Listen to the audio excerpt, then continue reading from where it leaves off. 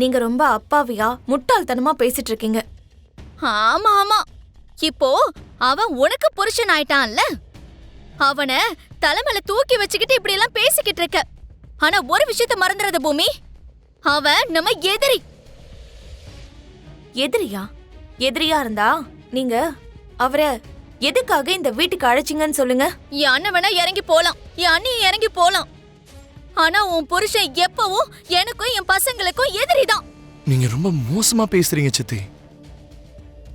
நான் உங்களோட சேர்த்து எல்லாரையுமே நான் என் குடும்பம் மாதிரி தான் பார்த்துட்டு இருக்கேன். ஆனா ஒரே ஒருத்தரை தவிர. ஆ போத நிறுத்து உன் நாடகத்தை.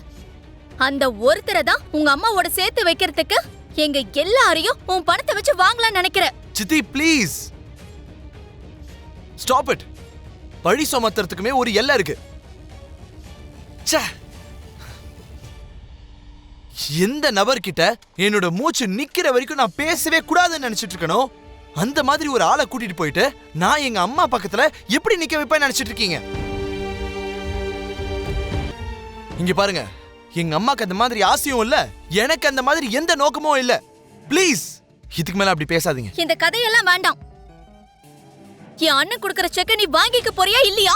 பணம் கொடுத்துட்டேன்றதுனால அதை திரும்பி கொடுத்துறேன்னு சொல்றீங்க. இதே பணத்தை நீங்க அவங்களுக்கு கொடுக்காதனால அன்னைக்கு இந்து சாக நினைச்சா. இந்து செத்து போயிட்டானா? அவ உயிரை கொண்டு வந்து நீங்க திரும்பி கொடுக்க முடியுமா?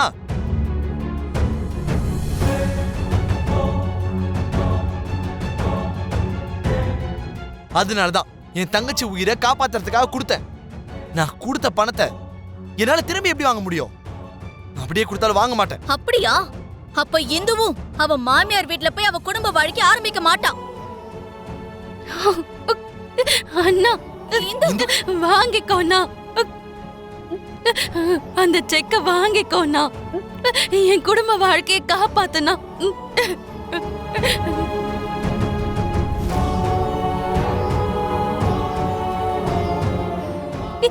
பிளீஸ்ண்ணா, உன்னை கையெடுத்து கும்பிட்டு கேக்குறேன், அந்த செக்க நீ வாங்கிக்கோண்ணா.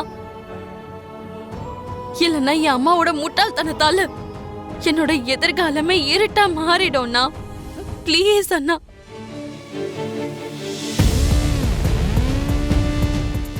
ஒரு காலத்துல நானும் உன்ன இதோ இவங்க எல்லார் மாதிரியும் வெறுத்துக்கிட்டு தான் இருந்தேன். உன்னோட நல்ல குணம் தெரிஞ்சதுக்கு அப்புறம் இப்போ உன்னோட தங்கச்சியா உன் மேல பாசமா இருக்கேன்னா.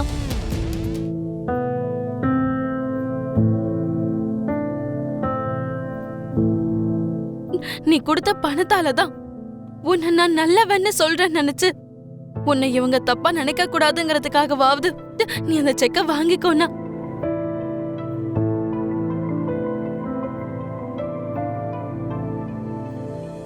என்ன மாதிரியே என்னைக்காவது ஒரு நாள் இவங்க எல்லாரும் உன்னோட நல்ல குணத்தை புரிஞ்சுப்பாங்கன்னா.